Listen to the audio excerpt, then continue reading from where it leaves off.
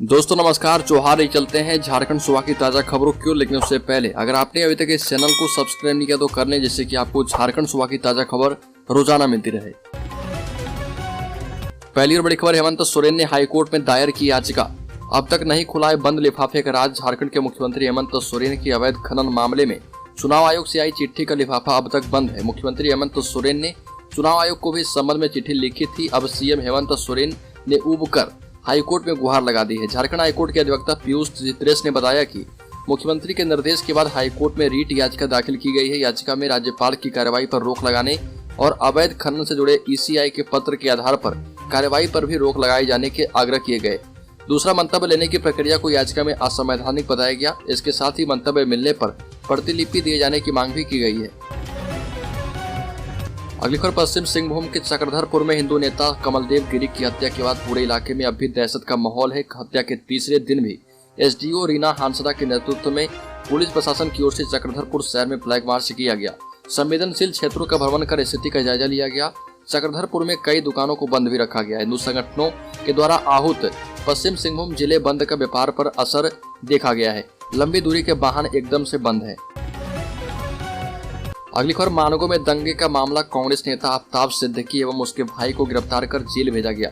वर्ष 2017 में मानगो में मुस्लिम एकता मंच के द्वारा रैली निकालने को लेकर हुए सांप्रदायिक दंगा मामले में पुलिस ने कांग्रेस नेता आफ्ताब सिद्दीकी और उसके भाई को जेल भेज दिया है। मानगो थाना पुलिस ने चेपा पुल के समीप रहने वाले आफ्ताब सिद्दीकी और उसके भाई शकील सिद्दीकी को गिरफ्तार किया। वर्ष 2017 से दोनों फरार चल रहे थे। विधायक सरयू राय ने मानगो थाना पहुंचकर आफ्ताब सिद्दीकी से मुलाकात की। इधर गिरफ्तारी के 5 घंटे पहले आफ्ताब सिद्दीकी ने फेसबुक पर एक वीडियो शेयर किया था, जिसमें उन्होंने अंदेशा जताया था कि उनकी पार्टी के ही कुछ लोग बगावत कर रहे, जिसके कारण उनको पुलिस गिरफ्तार कर सकती है।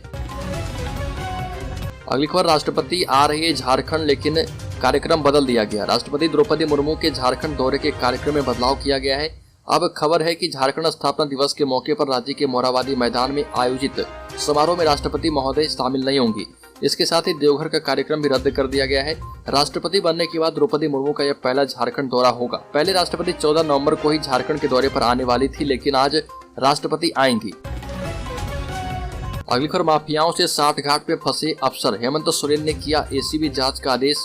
आपको बता दें कि मुख्यमंत्री हेमंत सोरेन ने भूमि एवं अवैध एलपीसी निर्गत कर निबंधन करने में संलिप्त देवघर के तत्कालीन अंचल अधिकारी अमर प्रसाद, तत्कालीन अंचल अधिकारी जयवर्धन कुमार एवं तत्कालीन अवर जिला निबंधक राहुल चौबे के विरुद्ध पी दर्ज करते हुए भ्रष्टाचार निरोधक ब्यूरो से जांच कराने का निर्देश दिया है। आपको मालूम हो कि कुछ माह पहले देवघर उपायुक्त मंजूनाथ भजंत्री को इस बारे में जानकारी मिली थी। इसके बाद उन्होंने अपने स्तर से मामले की जांच करवाई। जांच के दौरान कई ऐसे साक्ष्य पाए गए जिससे यह स्पष्ट हो गया कि तत्कालीन अधिकारियों ने भूमि माफियाओं की गलत तरीके से मदद की है। अगली खबर, झारखंड की हाईकोर्ट ने हेमंत सरकार से पूछे कड़े सवाल। कहा कि भूख से मौत की क्या है परिभाषा। झारखंड हाईकोर्ट के chief justice doctor Ravi Ranjan एवं जस्टिस एसएन प्रसाद की खंडपीठ ने अपने आदेश में कहा कि आखिर झारखंड सरकार किस आधार पर कह रही है कि राज्य में भूख से किसी की मौत नहीं हुई। क्या झारखंड सरकार ने भूख से मौत होने को परिभाषित कर दिया है? कोर्ट ने इसकी जानकारी 2 सप्ताह में राज्य सरकार को पेश करने के निर्देश दिए। मामले में अगली सुनवाई 25 नवम्बर को होगी।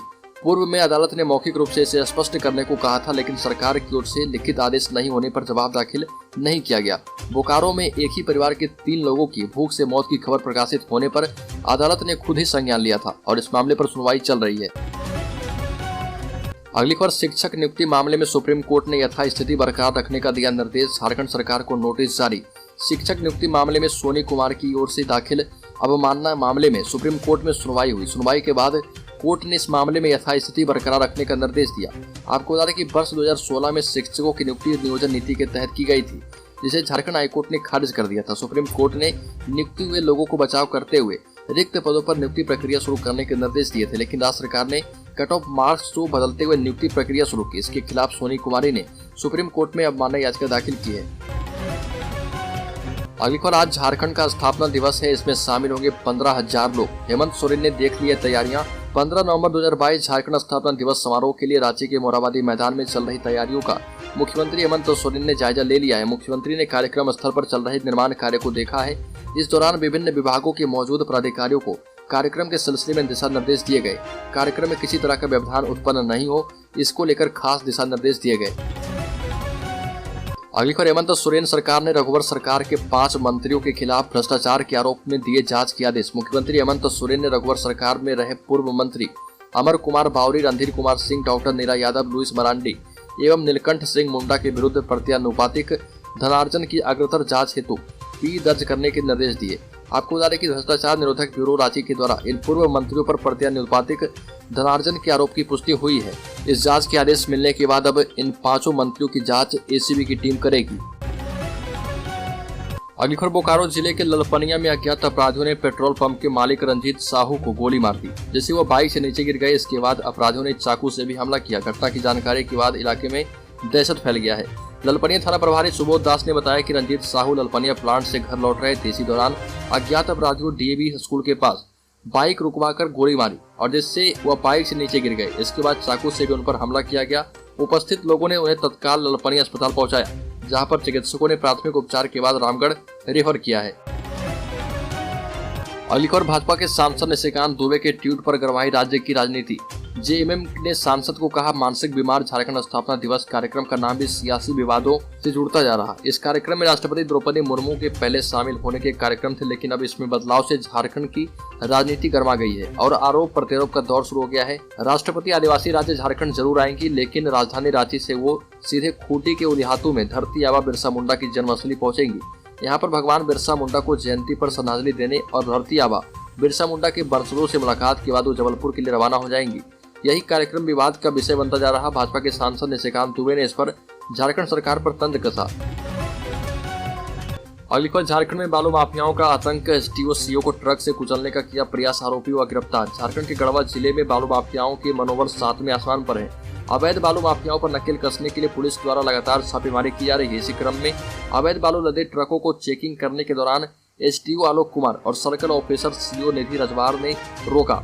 माफियाओं ने ट्रक से उन्हें कुचलने का प्रयास किया। दरअसल मामला जिले के बिशुनपुरा का है। यहाँ पर सर्कल ऑफिसर निधि रजवार ने बताया कि गुप्त सूचना के आधार पर बिशुनपुरा से ही अवैध बालू लदे ट्रकों को रोकने की कोशिश की जा रही थी। इसी बीच बालू लदे ट्रक के चालक ने कुचलकर मारने की कोशिश की। अगली खबर, झारखंड कर्मचारी चयन आयोग ने 5 प्रतियोगिता परीक्षाओं की तिथियों की घोषणा कर दी है। ये सभी परीक्षा इस साल 14 दिसंबर 2022 से लेकर अगले साल 12 फरवरी 2023 तक आयोजित की जाएगी। आयोग के द्वारा घोषित कार्यक्रम के अनुसार झारखंड सचिवालय आशुलिपिक प्रतियोगिता परीक्षा 2022 के तहत कौशल जांच परीक्षण 14 दिसंबर 2022 से 16 दिसंबर 2022 तक होगा। +2 स्कूलों में स्नातकोत्तर प्रशिक्षित शिक्षकों की नियुक्ति के लिए परीक्षा 22 दिसंबर 2022 से अगले साल 3 जनवरी 2023 को विभिन्न तिथियों में आयोजित किया जाएगा। अगली खबर, सुप्रीम कोर्ट ने जबरन धर्म परिवर्तन को देश की सुरक्षा के लिए बताया खतरा। सुप्रीम कोर्ट ने कहा कि धर्मांतरण बेहद गंभीर मसला है। सरकार ऐसे लोगों पर सख्त कार्रवाई करे। डरा धमकाकर या लालच देकर धर्म परिवर्तन को लेकर सुप्रीम कोर्ट ने गंभीर निर्देश दिए। एक याचिका पर सुनवाई के दौरान कोर्ट ने कहा कि जबरन धर्मांतरण न सिर्फ धार्मिक स्वतंत्रता के अधिकार के खिलाफ बल्कि देश की सुरक्षा के लिए भी खतरा हो सकता है।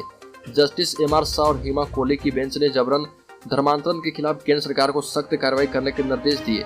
साथ ही कानून बनाने की मांग को लेकर दायर याचिका पर 22 नवंबर तक जवाब दाखिल करने को कहा है। मामले की अगली सुनवाई 28 नवंबर को होगी।